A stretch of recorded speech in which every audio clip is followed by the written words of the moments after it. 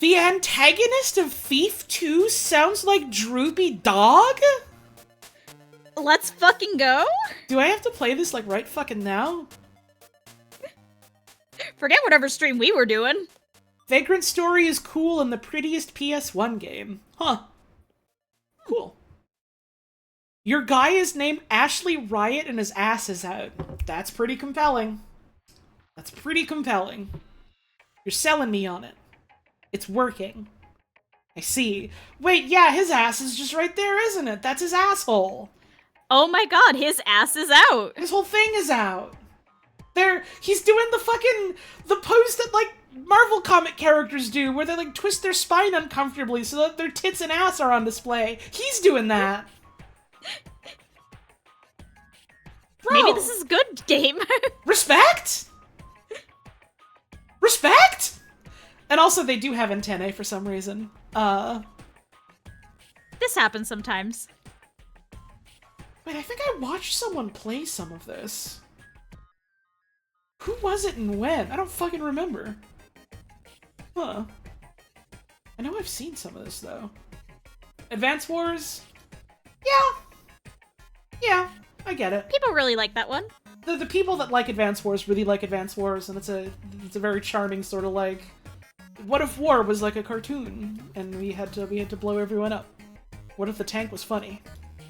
And then they try to remake it and it becomes really uncomfortable timing every single time. Every single time an Advance Wars game has ever come out, it's had really unfortunate release timing. This came out the day before 9/11. Oh! The remake of this game on the Switch was supposed to come out, like, around the time that, like, the fucking Russian-Ukrainian conflict started happening. And they went, uh-oh, let's delay that.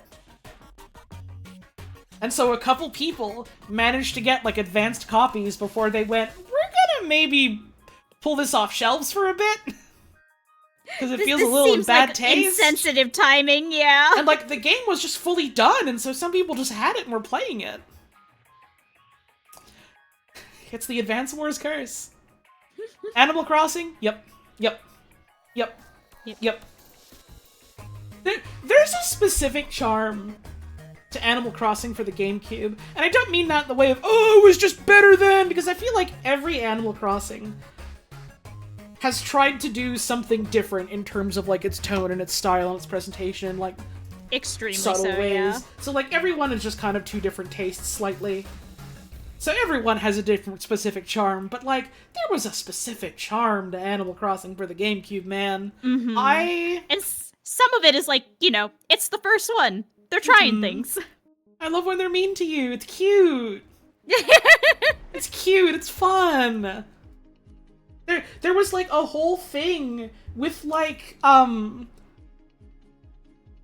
there's, like, weird idiosyncrasies about the fact that this was originally an N64 game in Japan, and then, like, got remade into, like, an advanced port for the GameCube, and then got further enhanced when it got localized into English, so they had to make another localization back to Japanese, including some of those features.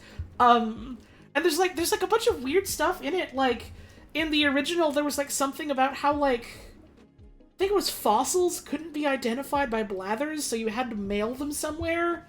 Oh, yeah! And then it was just, like, suddenly, oh, no, now you can just bring them to him and he's able to do it, kind of thing. And there was, like, some weird glitch specifically where, if you mailed it in some wrong way, you could, like, brick something in the game or something or other. I don't fucking remember what it was.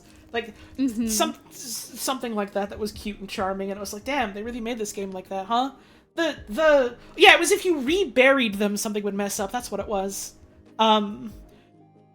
There's... What the fuck else was I gonna say?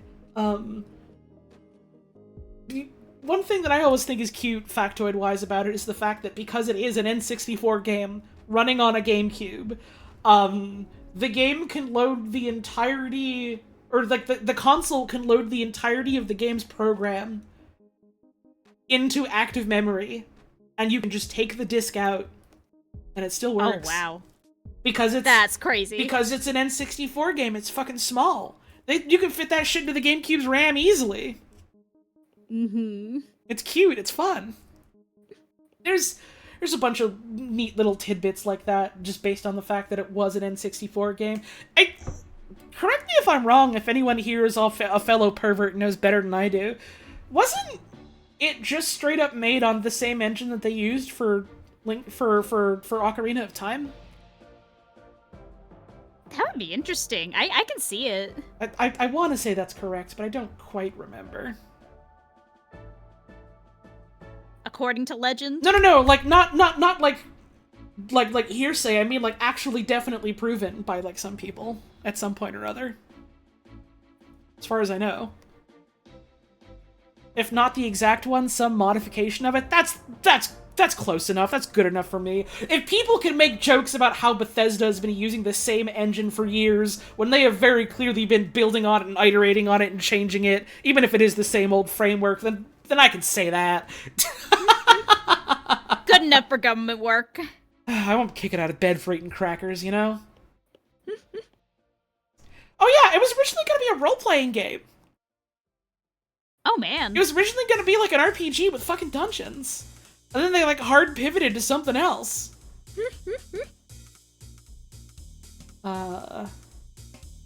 Devil May Cry. I gotta go on break.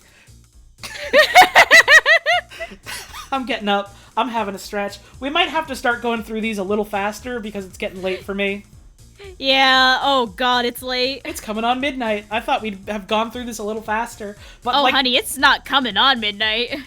yes it is. It's 12:07. What time do you think midnight is? It's basically just midnight. It just started. Just... Okay, this is a different... We gotta go on break! We gotta go on break! See you soon!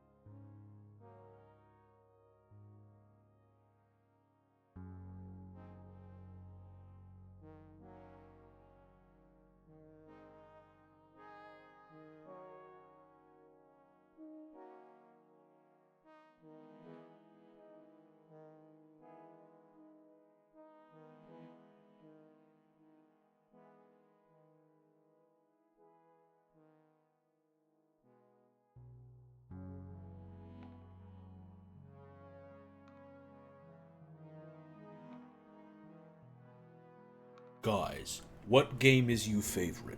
Huggy Wuggy Seek, Scary Blue, Zumbo Sauce, Ban, Nab, a Pit Abode. I don't know any of those. Why not? I don't know. It's okay, I'm sorry. I didn't mean for that to come out so fucking forceful, Jesus. It's okay, I goofo. I goof in. Pit Abode.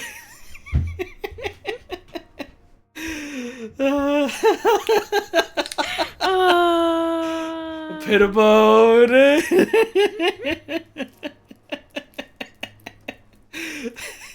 What the fuck were we talking about before I made us go on break?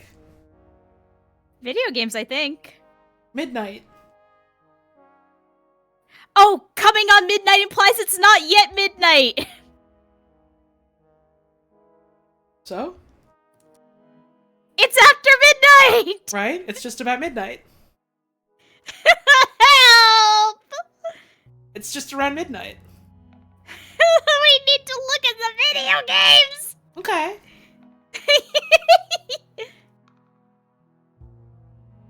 It's midnight.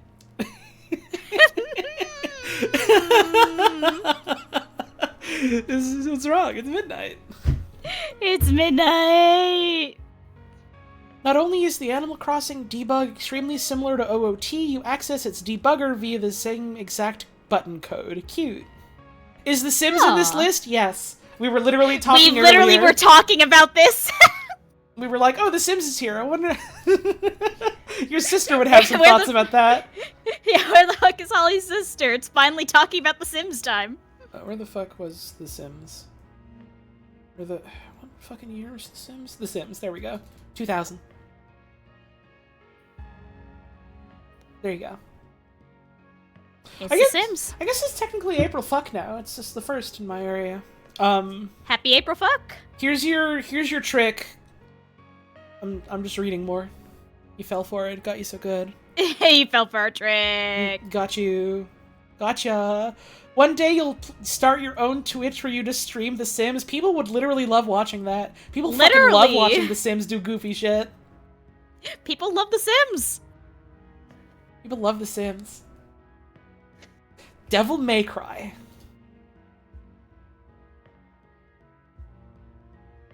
I thought people weren't super huge on DMC1, actually. I feel like wasn't it the second one that people were really iffy on? Well, that's the one that people are more not huge about than DMC1. But I thought people weren't huge on 1. Huh. Maybe I'm wrong. Interesting. People like 1, it's 2 that they hate? Okay. I just thought that people weren't, like, as big on DMC1 because it's still, like, a fucking Resident Evil game-ass thing before they get to, like, being a character action thing. But, I suppose people did like it. The word cool qualifies the player's performance in combat, by the way. In case you didn't know. The word cool does qualify your performance.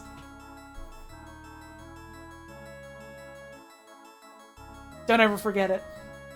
Don't ever forget how cool. When Dante receives damage, the style rating resets back to dull. Don't ever be dull. You don't want that. But yeah, it's neat how DMC has, like, very direct connection to, like, Resident Evil. Spinning off of that. Yeah. Becoming something else.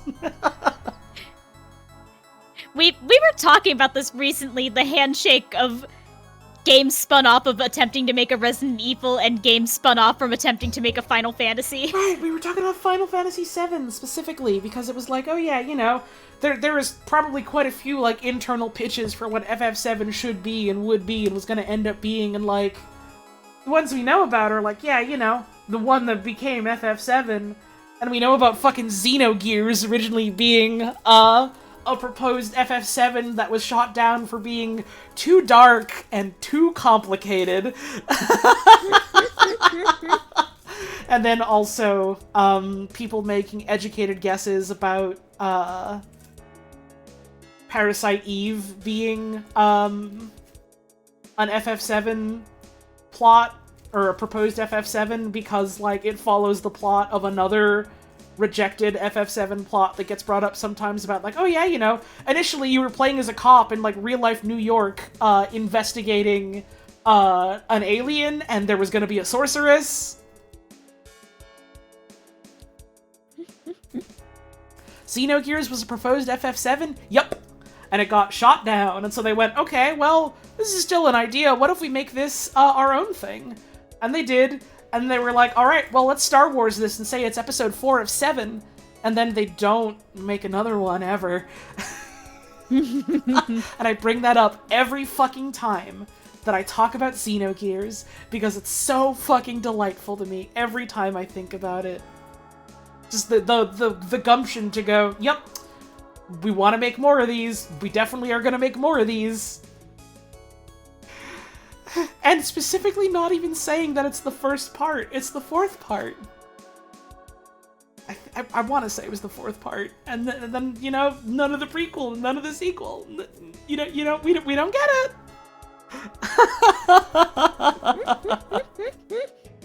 Did Xenogears at all turn into Xenoblade? I need to keep this quick, or we're gonna be here all fucking night. Okay, Xenogears is a standalone thing that they wanted to make into an entire franchise and could not. They made a spiritual successor to that when they became, their own, like, standalone studio, Monolith Soft. They made Xenosaga, which ended up being a two-part thing. That was like a spiritual successor slash reimagining of things that they wanted to do with Xenogears, but couldn't or wanted to do differently without it being like, yes, this is all the plans we definitely had for Xenogears that we're just doing again. It was its own different thing, being directly inspired by it as like a successor to it. Xenoblade is a spiritual successor to the both of those, while also doing its own thing, while also hitting on like similar themes, and concepts and like philosophies.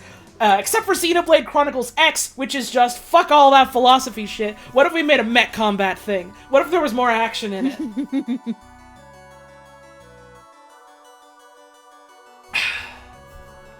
None of it's connected. It's all connected. Don't worry about it. We can't talk about this anymore, or we will explode. And then Xenoblade 2 has Cosmos in it as a gacha character. Sure does. And also has the protags of Xenoblade 1, and also has a character from Chronicles X.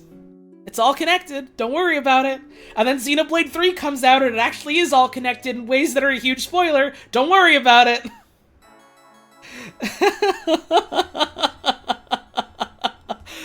No more! We're not talking about it anymore. We're talking about other stuff.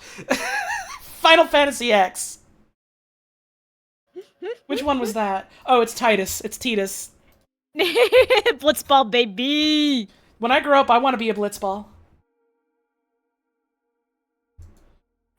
I don't know a lot about this one. Did he ever achieve his dream of becoming a Blitzball?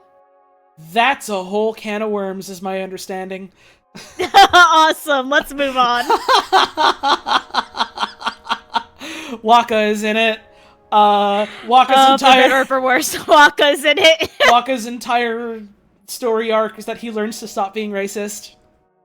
Tidus does the laugh, and it's kind of like the hot coffee, cold coffee scene in Tales of Symphonia, where out of context it's really fucking funny. In context, okay, it makes sense, and it's hitting some emotional spots here, but it's still really fucking funny.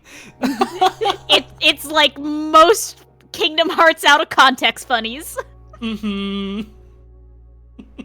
Waka doesn't have a racist accent in Japanese, but does in English. I like Bugs and Frankie bringing this up in tandem, right one after the other, completely by accident, miles away. Why did they do that? Because they wanted John DiMaggio.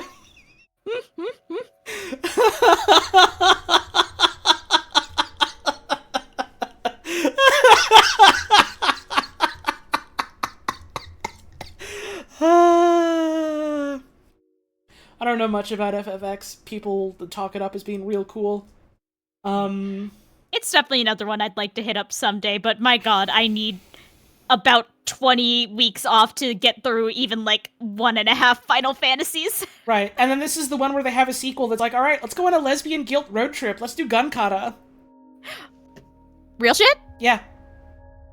I wish you could see my face right now. I've never been more interested in Final Fantasy X. I don't think it's actually lesbian, but I mean, it's all women, and they're certainly looking at each other and touching each other, so... Good enough for me! I've dealt with worse! Yep! That really is how it is out here, huh? Listen, we've done more with less! True. That's why there's fairies in Kingdom Hearts. Yep, they made them fucking fairies for some reason in that one. Cars. Gran Turismo 3? Yep. People love the cars. People fucking adore Gran Turismo 3 and 4. Makes sense, makes sense. Good-ass car game. GTA 3, again, I don't like the Grand Theft Autos, but it makes sense that this one specifically is on there. It's interesting that it goes Grand Theft Auto Original, nothing, Grand Theft Auto 3. Here's the thing. I think Grand Theft Auto 1 is on there because it's noteworthy for being the first one. It's dog shit. Grand Theft Auto 2 is also dog shit, but doesn't get any of that noteworthiness because it's just a sequel to a bad game, which is also a bad game. You know? GTA 3, again, I don't fucking like the GTA games. I get why people like this one specifically. Yeah, it makes sense that it's on here given the parameters of the article. Halo Combat Evolved. Yep. People love Halo. Bungie was real fucking good at making FPS games. I suppose they still are. They're just also now, you know, chained to the live service machine. Mr. Chef is in this one. He can shoot the gun. Yes, Chef. Right away, Chef. Shoot the gun, Chef. It's half of an okay game. Shame about the library. I mean, hell, if people can talk up Half-Life and then also shit all over Zen for how bad it is, people can do that for Halo. It's allowed. I get it. A really good, best-of-its-kind game need not be perfect, because perfection is unattainable in this mortal realm. Listen, sometimes it's good to have a bad level. It braces you. It wakes you up. Puts hair on your chest. Is it Eco or Ico? I never remember. I've heard mostly Eco, but don't quote me on that, you know. I gotta fucking play this game, man. I have to play that whole catalog. Everything I've heard about this game makes me sound like I will fall in love with it, and I've simply never gotten around to it. Just because I don't really have... I have a fucking PS2. I got it super late in the PS2's life cycle, and so I never really got many games on it. Yeah, I was gonna say, you weren't like a PlayStation kid, like Nope. like some of us out there. I won a fucking GameCube in a chocolate selling contest in elementary school, and so I got a free GameCube. Oh, you're so powerful. The trick is that I gave a bunch of chocolates to my parents and was like, hey, you work with people that like chocolates. You sell them to your coworkers. You're so wise. You're so wise. Let me contact everyone I fucking know and be like, hey, you want to help me sell some chocolates? It's for a good cause. It's cool. And then I got a GameCube. Then powerful. And then a kid got really mad that he didn't win the GameCube and tried to beat the shit out of me in the Oh no! in the fucking playground, which was in retrospect really funny, but Probably scary at the time. no, I was mostly just like, dude, I'm bigger than you. I could probably snap you like a twig, but I was scared. That's right. I forgot most children were not the size of a grape.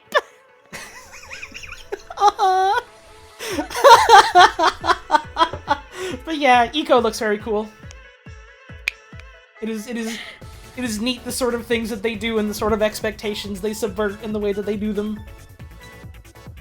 Which is much the same for Shadow of the Colossus, I'm told. Ikaruga. Yes, yes, yes. You like shmups? I don't know Fucking her. play Ikaruga. Ikaruga's awesome. Ikaruga's great. Ikaruga's cool.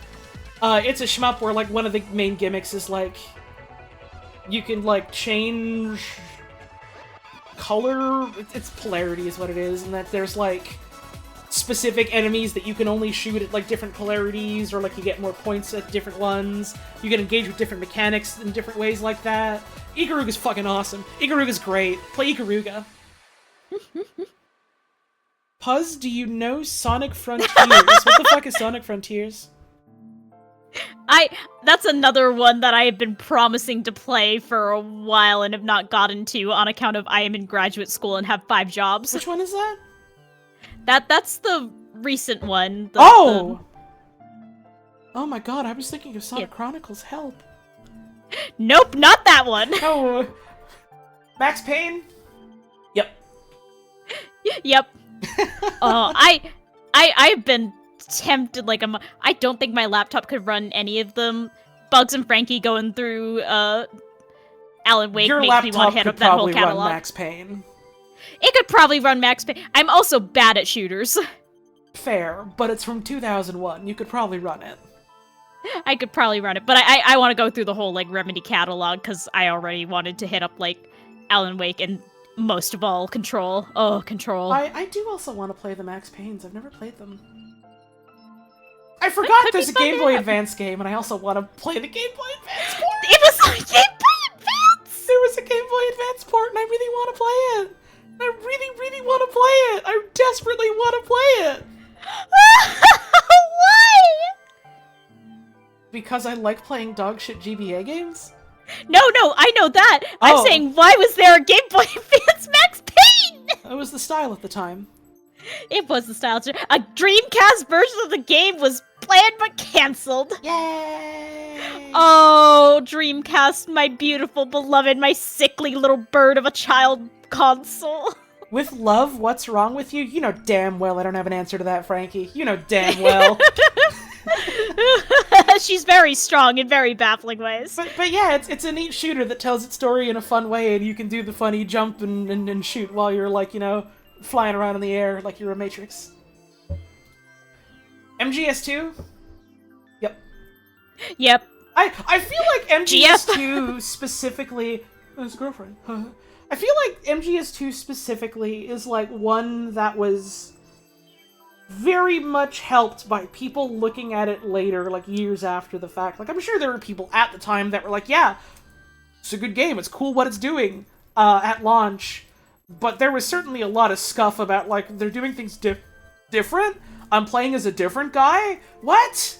That, like, people were less immediately, like, sour about as time went on. Yeah, we talked about fucking the Final Fantasy remake. I feel like it's not exactly the same. It's in a similar genre of, like, okay, we're gonna play with what you're expecting in an interesting way. Yeah. And, like, there hadn't been that many Metal Gears up until that point, so it was neat that they were doing that like that. Like, there was Metal Gear 1 and 2, and, like, the dogshit NES ones that we don't talk about unless we want to talk about how funny they are, because they're really fucking funny. And then, like, MGS1 was the big one that took off in, like, the West. And then we had MGS2 right after, and that being, like, you know, in a lot of ways, a direct response to MGS1, and then doing the stuff that it does. I don't know, I think it's cool they pulled that. It's really cool. Have I played Ghost Babel, or is it Ghost Babel? No, and I'll tell my Metal Gear story when we get to a later thing in the list. Smile. Oh, exciting. Yeah, Sons of Liberty, it's neat. Jake Kaufman, you gotta turn the music down, man, it's too loud. Sorry, Jake man. Kaufman, we keep telling you this. Ace Attorney, I'm told it's good. I am an Ace Attorney liker. I love Ace Attorney. I'm genuinely surprised to see it on a list like this. It feels like a very niche thing to me. No, I feel like Ace Attorney, like, took off pretty well. Like, at least when it was, like, you know, new, you know? I suppose that's true. Again, I'm not arguing against it. I'm just pleasantly surprised. Mm-hmm. Rez? Yep. Yep. Rez is fucking great. Rez is awesome. Rez is so cool. Silent Hill 2. Yeah, people like that one. Oh, yeah, I've heard a couple things. I've heard once or twice. Okay. Smash Bros. Melee. Yep, A couple people like that. maybe a few. A couple people like that. Maybe a few. Maybe maybe a few. Maybe a couple of folks have enjoyed that one. Not many, but... Pro Skater 3. Yeah, again. Good-ass fucking Oh, skateboards. bitches love Pro Skater. This time they're really gonna kickflip it. 2002. Alright, here we are. What? Hey, that doesn't sound right. Morrowind came out the same fucking year as the Wind Waker? God damn. What do you mean? What do you mean? Help! Help! Help! What do you mean? I thought Morrowind was like... before that!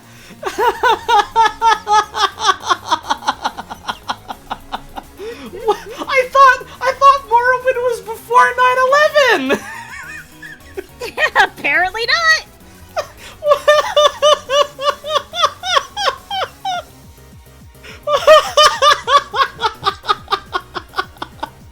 Oh my god, fucking speaking of 9/11, Tom Clancy's Splinter Cell being on here, huh?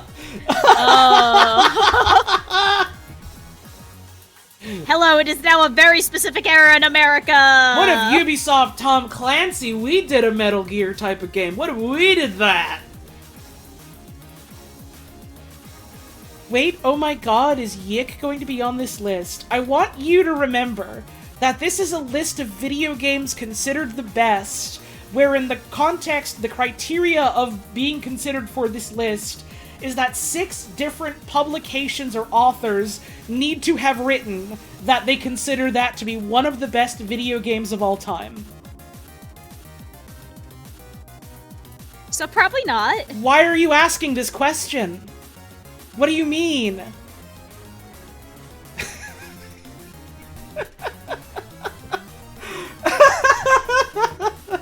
But yeah, Tom Clancy's Splinter Cell felt like one of the first times that like a Western studio tried doing like a Metal Gear-ass stealth game and like allegedly pulled it off. The whole lot of Tom Clancy stuff really does feel like it kind of started taking off more after 9/11, huh?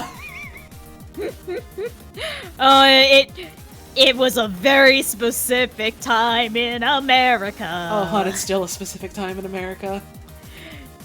It is. We are still feeling the repercussions of like 9/11.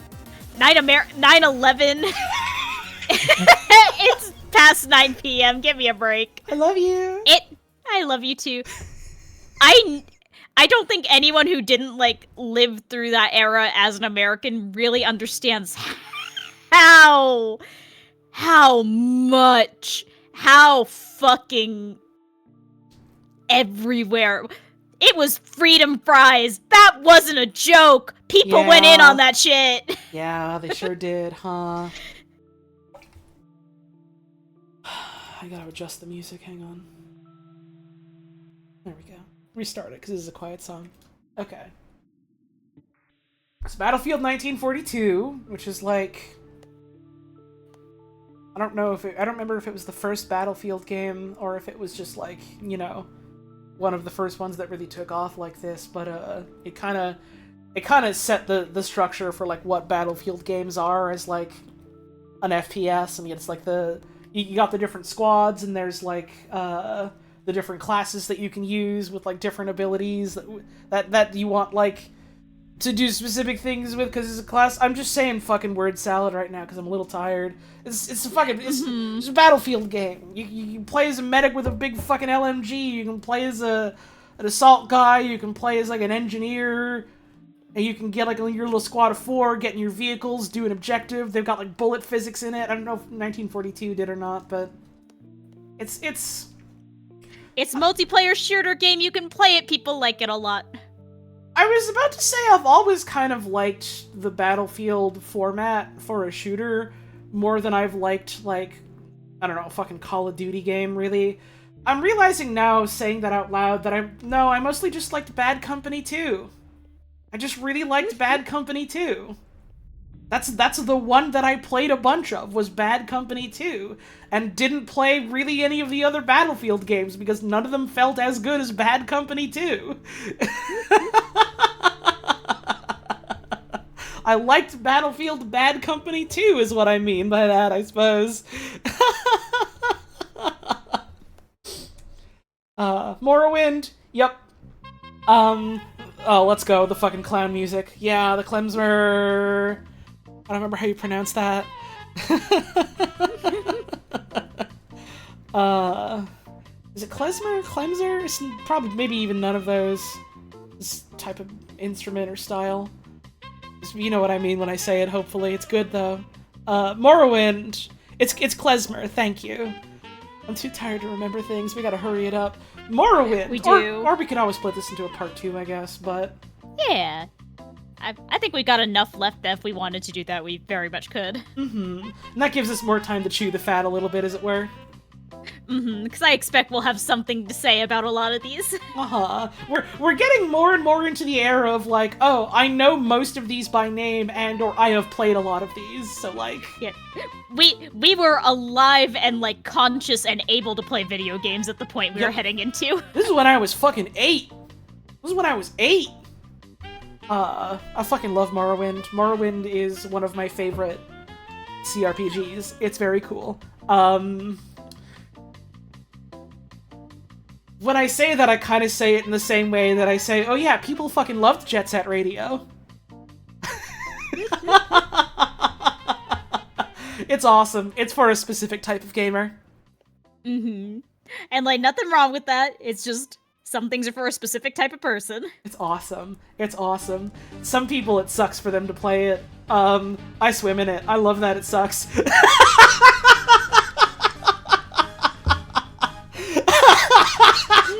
To be entirely blunt, I love that it sucks ass.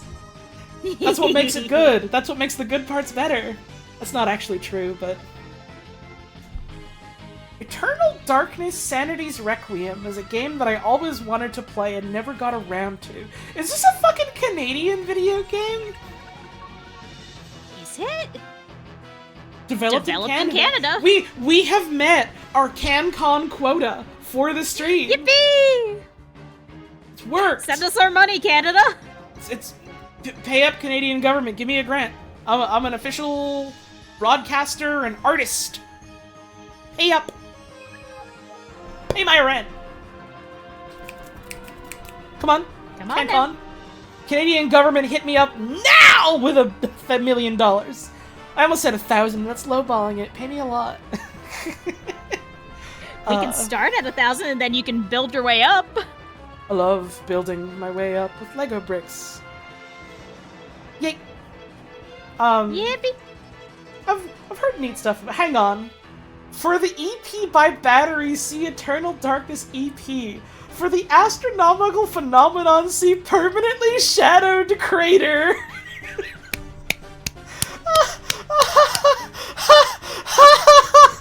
Wikipedia is great! I'm having so much fun right now.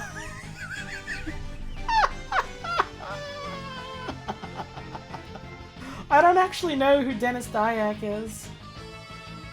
He directed Blood Omen, Legacy of Kain, and Eternal Darkness, Sanity's Requiem. Okay. Legacy of Kain mention! I don't know that one. That's the one Jake loves so much. Oh, I do know that one. Okay. I've heard good things about this one. I heard it does some like interesting. Maybe I'm Rhode Island mention. What?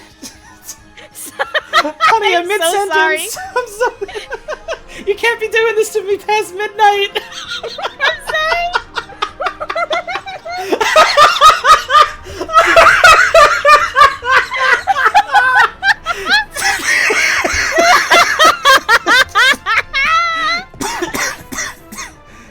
Please continue.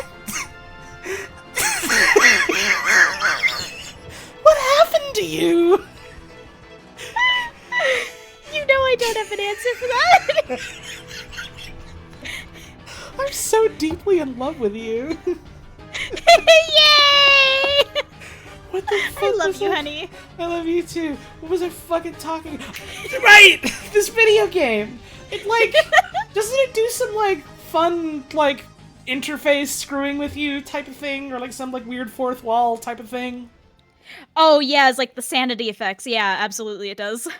Yeah. I remember hearing something about that, and that was what made me interested in playing it. Hang on. There's a little bit here. The idea for the sanity system came from the tabletop RPG Call of Cthulhu, planned from the start, but the sanity effects were challenging to implement and be approved by Nintendo.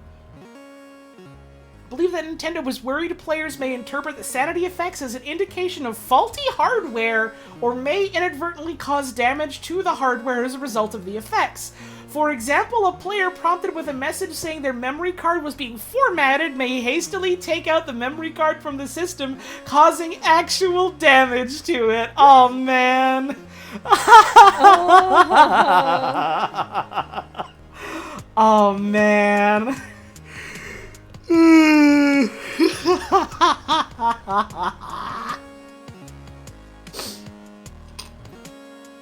Vice City. People fucking adore Vice City. They love Vice City. This is one of the GTA games that I see people like talk up the most. People fucking love Vice City. Kingdom Hearts. I'm surprised I think there's a only couple this people many like it. citations. Yeah, honestly, for such a like, people loved Kingdom Hearts and like the impact it's had to this day. I think it's... Kingdom Hearts has like a massive fucking following and fan base.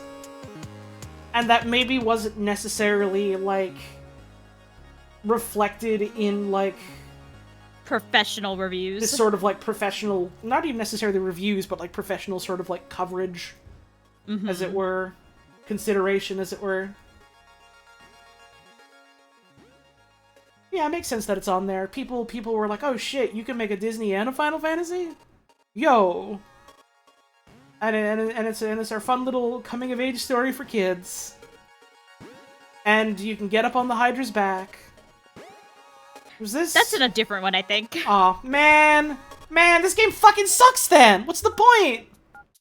I know. 2002 is deep into the Japan era of shitty games, pressmen also. That's also a factor, but... How do I want to word this? Like, I agree with what you're saying, and that was definitely was a thing that was a lot bigger back then, and is somewhat less so these days, thankfully, but like... The lists that they're pulling from don't necessarily have to be from the era these games came out in, you know? Mm-hmm. Like, a lot of these lists are just like, oh, we wrote this in, like, 2020, here's the best games of all time, kind of thing. Yeah, like, this is from, like, 2018, 2017 sort of thing. But I imagine that was certainly at least somewhat of a factor as far as, like, why it maybe was not given quite so much coverage sort of thing.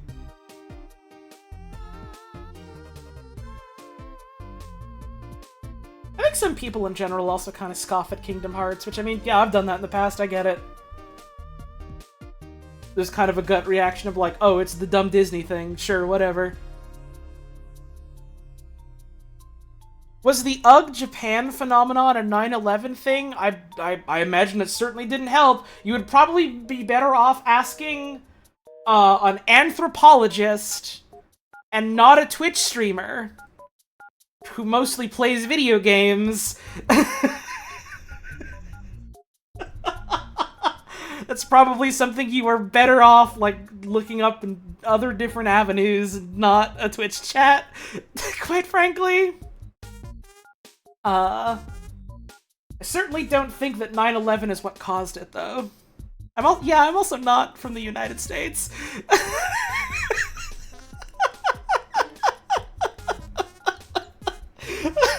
I'm Quebecois! Ah! What's up? My internet was down until just the second! Oh, that's why you've been silent this whole time. I thought you were just chilling. Nope, my internet went gone.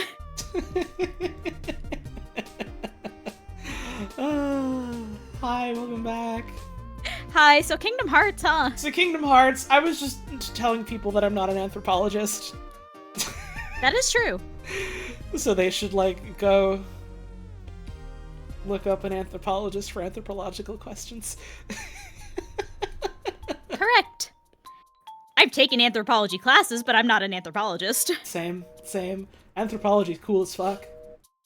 I'm not accredited to... Not accredited, I don't feel confident having any sort of say about claims about why did this xenophobia start happening? Is it because of 9/11?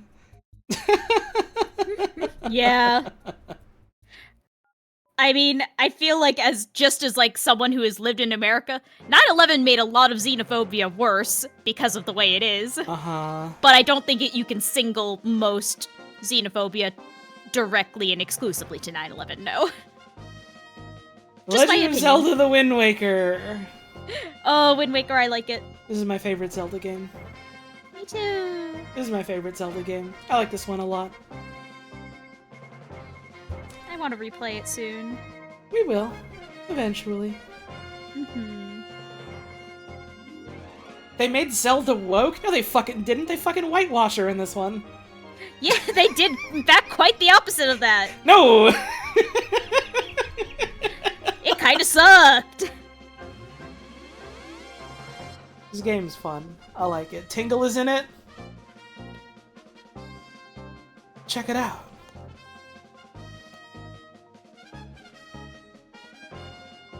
Link is in it. Look at him.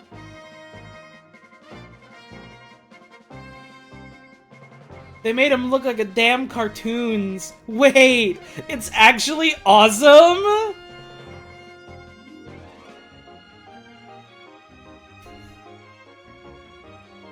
Speaking of, like, weird cultural shift, the way people were, like, vitriolic about this style on release. People were so fucking mad!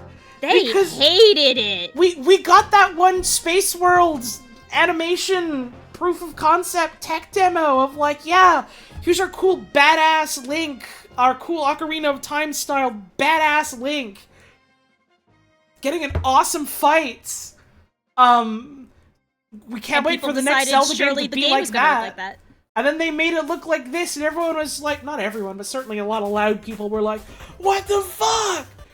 Why'd you make that shit look like a damn cartoons? That's so stupid and bad. I need to take Zelda seriously because it's a serious story for serious people.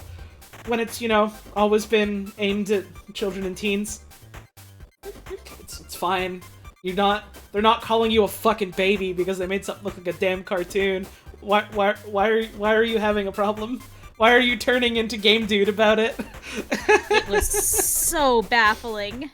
And so then they went, alright, you motherfuckers, you want that? Well, good for you, as we also want to try making a thing like that, so here's Twilight Princess. And that came out, and also a lot of people then were not happy about the way it looked. Less so than the way people reacted to Wind Waker, but... Gamer insecurity is sadly a problem that ain't going away anytime soon. Yup. Oh, yep. That's a whole different stream we could have. Yup. Why are you turning into Game Dude as a mantra of a question? Listen, I'm always thinking of the Game Dude. He is so rude. He is a gamer with a bad attitude. Hope the next Souls is cartoon styled. I'm always thinking about, some of my friends talking about, like, isometric multiplayer games by Dead by Daylight, and how, like, a lot of these are horror-themed, and they're convinced that one of the next big things is people gonna be going, no, this is slapstick. This is cartoon slapstick. And making it like a farmer trying to get his cartoon pigs back into the pen. They kind of fucking did that with the Tom and Jerry gotcha game that's really huge in China. That's... Oh, I always forget Tom and Jerry gotcha game. That game is basically Dead by Daylight. Which is really fucking funny. It's 2D Dead by Daylight with, like, a Rainbow Six Siege drone mechanic that you can use to scout the map.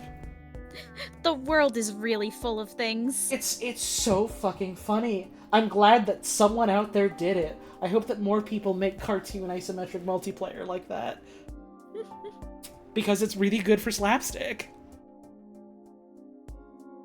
I hope in 5 years, Splatoon 4 has a new DLC game mode that's just Splatoon Dead by Daylight.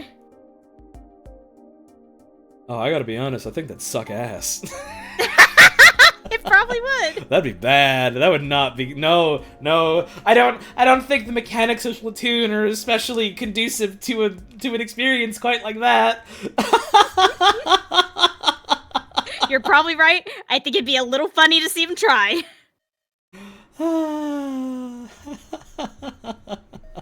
I'd like to see if they could surprise us. But yeah, now that I'm like accepting the fact that I think we're simply just gonna do a part 2 soon, like maybe next weekend or something. I'm okay taking more time to sort of jaw on things and chew the fat a little bit. Yeah, I think that's, one, a good idea, and two, gives us some space to, talk about interesting things, because there's a lot of interesting stuff here. Like, yeah, talk about stuff in and wind terms down a little. Yeah, like I'm interested in this for many reasons, but I think it's really interesting how, like, obviously, the top layer of this is like what it says on the tin and all its list of video games considered the best. We're talking about games that are considered the best and why they are listed on an article that is games considered the best. But then we also get to have this little journey into, like, game review culture and how it has evolved, game development culture and how it has evolved. And it's fun to just think about, like, oh yeah, here's a game, here's what I thought about it, here's what I thought about it back in the day, here's what other people thought about it. Yeah, it's cool. It's neat. It's neat. I'm excited when we get further into it again, and I guess after having some time to sit on it, to, like, have a conversation about the broader sort of list, and, like, how it's really funny how they're presenting what they're presenting, and how it really does just feel like, yeah, this is, like, an unofficial sort of Western canon based on these specific sources that we've decided are the good ones, and then a couple other outliers that are included here and there. Like, I still can't fucking... Have we gotten to Gamergate era? No, we're in 2002 or 3. That will be next time, probably. That'll be next time we stream this, probably. But, like, it's... Like, I still can't get over the fact that someone pointed out that, like, they have all these, like, big-name games that they're pointing out, and some of them are like, yeah, this was only really big in, like, the UK or the US, and then it's like, oh, well, here's fucking Dragon Quest as, like, one of the most popular video games ever in fucking Japan, and there's not a peep of it.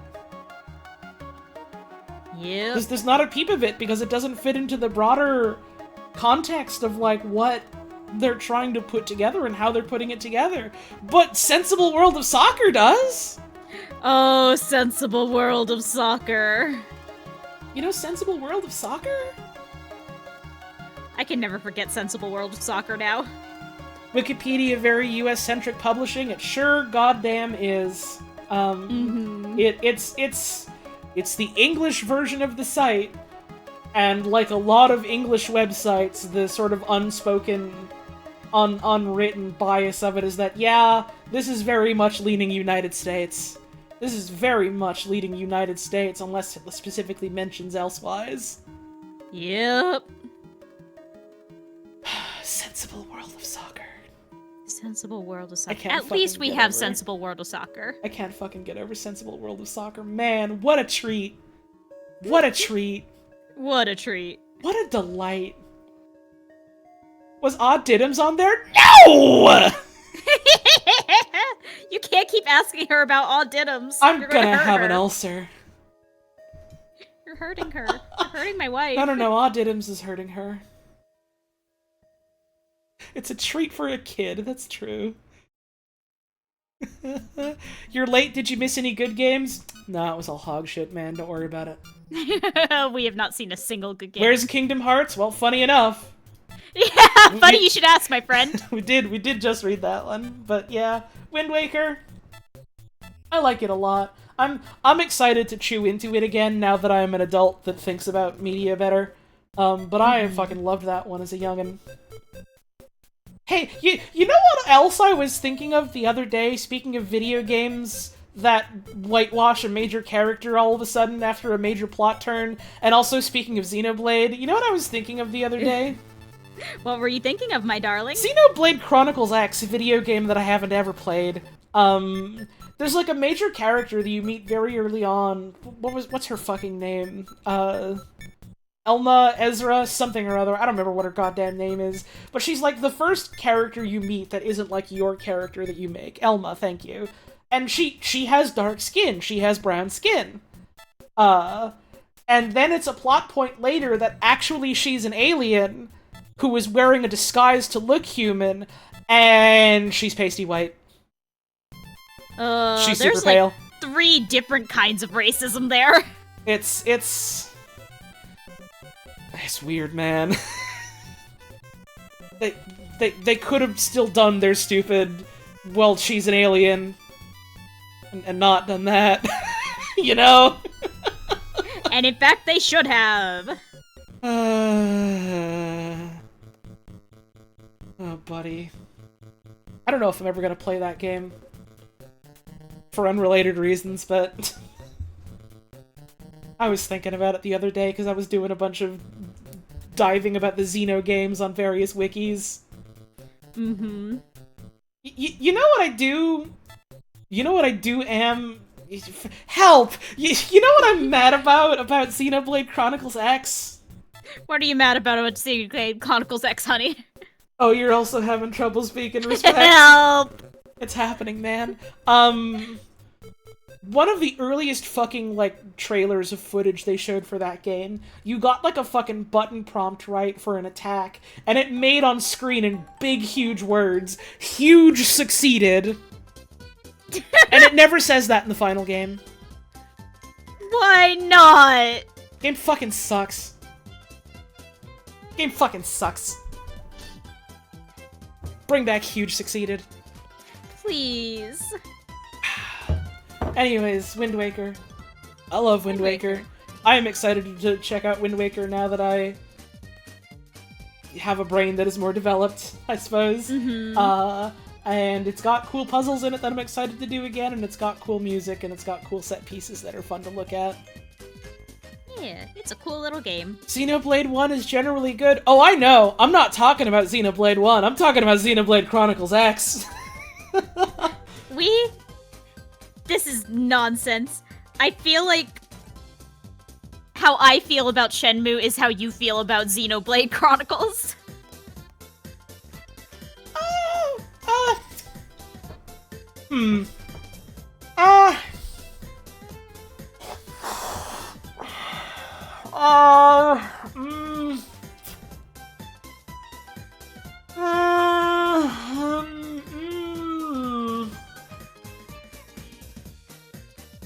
Maybe. I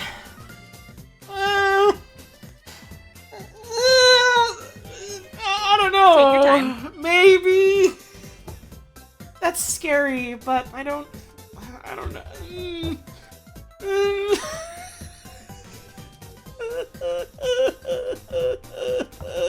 We gotta wrap up soon. Help. We do. It's happening. Alright, Metroid Prime. Yep. Yeah. Yep. Metroid Prime knocked it out of the fucking park, going like, hey, what if we translated the Metroid formula to a different genre? And it worked! And oh, buddy, it worked. It was awesome. Please make your point, I am in hell. You don't get to tell me what to do. You're banned. I know you're literally a moderator, but you're banned. Mods ban them. Ban them. Rude as hell. Ban them. What the fuck was I talking about? Metroid Prime. Metroid Prime is awesome. Metroid Prime is cool. I'm still surprised how good Prime feels as like a fucking GameCube shmup. It's fun. I like you get to scan shit. You get to read. If you're the damn reader, you get to have fun. If you're jumping and you're shooting, You get to have fun. Do I have a Wii? What the fuck does that have to do with anything? I'm talking about Metroid Prime! Help! The game is very cool. There are a lot of different versions and ways you can play it. There's the GameCube one, there's like ROM hacks of the GameCube one that gives it mouse and keyboard controls. There's the Wii version that has Wii remote controls. There's a Switch version that's out now. Is that one of the ones I got you? Yeah, you got me the remaster on the Switch as a gift. Yay! I genuinely couldn't remember. I'm very excited to play that someday. Yippee! I have it on my desk right now, and every day I look at Samus and I smile real wide. It's good to look at Samus. No Pikmin? There certainly hasn't been Pikmin 1 yet, but again, the criteria of this list are very hyper-specific and very particular, and so there are a lot of things that are like, well, this is an interesting game, this is a noteworthy game, I think this is a good game, that don't show up, because again, you are at the whims of largely Western, largely American, video game publications or websites going, Here's our list of the top 100 games of all time. there hasn't been a fucking Kirby yet. Not even one Kirby. And like, I don't like sitting here and being like, well, why don't they put on the games that I like? Because that's not the fucking point. But like, we're in like the early 2000s and there hasn't been a single Kirby game yet. Which is like, surprising. Mario RPG was not there, no.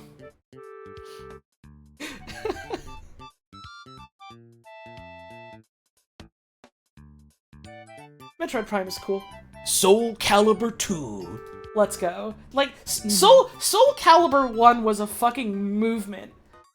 And then 2 was like, oh shit, Link is in this one. Oh shit, it's Link, we know him. Oh shit, Link from Zelda's in this one. What? Which is cool. Soul Calibur is fun as fuck, though. Yeah, I'm glad that this one also seemingly got the recognition like that. What is happening to poor Taki's head here? This does not look Oh, comfortable or attached. what's happening to that hand over there? Oh, you know. That's detaching it at the shoulder. Mm-hmm. The other guy, I don't know Soul Calibur character names. This is Raphael and this is Taki. Well, Raphael is losing an arm right now, it looks like. He's fencing. He's got a rapier. Stabs and stuff. He's fencing his arm straight off is what he's doing. Taki's in trouble. Like, her whole ass and snatch is out. Her neck is broken. Her arms look a little dislocated. There's like some red stuff in the air around her. She's breathing in that miasma. They're both sick. We need to get a hospital. She's getting in trouble really soon. We gotta help her. We gotta help her. Something's happening. All right, gamers at home, can you help Taki? What do you mean by that? I'm looking directly at the chat like I'm on fucking Dora the Explorer. What are they gonna do? They live in the Help computer.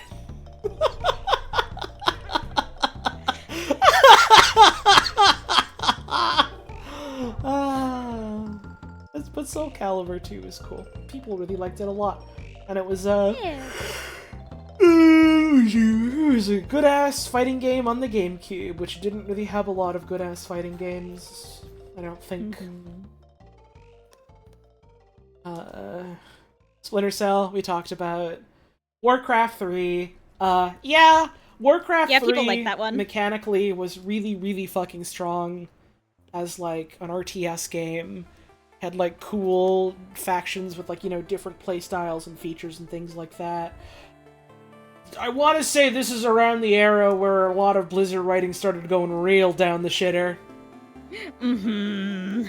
More than normal was for Blizzard. It started going. It started going. It's like It started to get a smell. right. I was playing this shit when I was like 8 or 9, and so I was like, wow, this is so cool, I'm having fun, it's like I'm playing a comic or like a action movie, and I get to do the fantasy hero, it's, wow, this is awesome! And, like, years later after the fact, looking at it and just being like, some of this is kind of stink. Some of this is kind of smell. Some of it is maybe not so good, I think. But I still really love the gameplay of it, and I fucking love how, like, it was very customizable. It was very easy to make, like, custom game modes and maps and things like that, and there was, like, a huge online community for that. That's the reason Dota exists, is because of Warcraft 3. I was gonna say, isn't that what Dota came out of? Dota was one of the most popular Warcraft 3 custom maps. That, like, MOBAs exist because of Warcraft 3. And that's cool.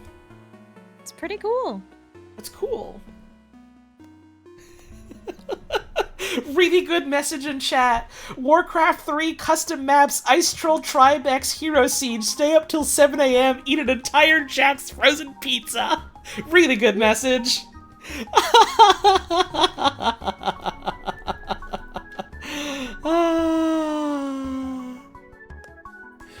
No. This is not Tom Clancy's Sphincter Cell. They were not brave enough to make a colonoscopy video game. At least not yet. Not yet. Not yet. Maybe one day they will be brave. I think that's probably a good point to stop. Next time we can resume at 2003 and probably get through the rest. Yeah. Just as a quick skim, we've got things like F-Zero GX. Hey, finally a Dragon Quest video game. Gran Turismo 4. Never heard of this one. God of War, Psychonauts, Gears of War, God of War, Peggle? Street Fighter, Uncharted, and that's the end of it. It's not actually too much more. So part 2 will probably be shorter. Yeah, part 2 we can do some extra, like, generalized chewing on. And see if there's anything else we want to cover while we're there. Yeah. Alright, so... I am going to call it here, because it's 1 in the morning. I'm very tired, and I haven't streamed a lot in a while, so I feel especially exhausted right now. We need to put my wife to bed. Yay! Yay! She's going to get her little glass of warm milk and put on her feety pajamas and get so cozy. I don't have any of those. We're going to figure something else out to get you cozy then. I think you're literally the only person I know that has ever owned footy pajamas. I have them literally on my person right now. Not on my person, but like in the house. I was about to say, damn, you've been wearing your pajamas since we started at like 3 or 4 your time? No, I'm dressed today. Respect. So next time, as in next time we do this again, which will hopefully be next weekend if you have the time. Hopefully, we'll see. I should. Yeah, again, my wife is writing a fucking thesis, so like I'm not gonna be like, hey, take time away from your fucking classes and look at a Wikipedia list with me, you know? Mm-hmm. But you know, hopefully if she has some time, we'll do that then. And then we'll finish that off, and that'll be fun. It will be a good time, and we'll enjoy it, and we'll laugh and play. It'll be some kind of time. I think it'll be good. Is her thesis on video games? No. It probably should have been. And I want to try and get some streams in this week. Probably not tomorrow, because I saw some talk about like a general strike type thing. In support of Palestine. Gotta look into that more. But also I'm gonna be really fucking tired and my voice might be kinda hoarse tomorrow. So it would have been a no-go regardless, I think. Maybe Tuesday I will do a Dracula again. I really want to get back to Dracula. Give my voice some time to rest before we do more of that.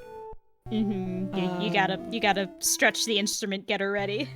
Oh, don't talk about my throat like that. I meant your voice! Don't talk about my throat and voice and say that I have to stretch the instrument. That's foul. I love you. Don't do that. Okay! You're gonna get report. So I best behavior. Oh, Adrian, especially don't say that. Oh, don't say that one either. Cut it out. And then I'll try and do another stream or so this coming week. Gotta figure out what I would do, but I have a couple ideas of things that could be fun. That would be cool. Yay!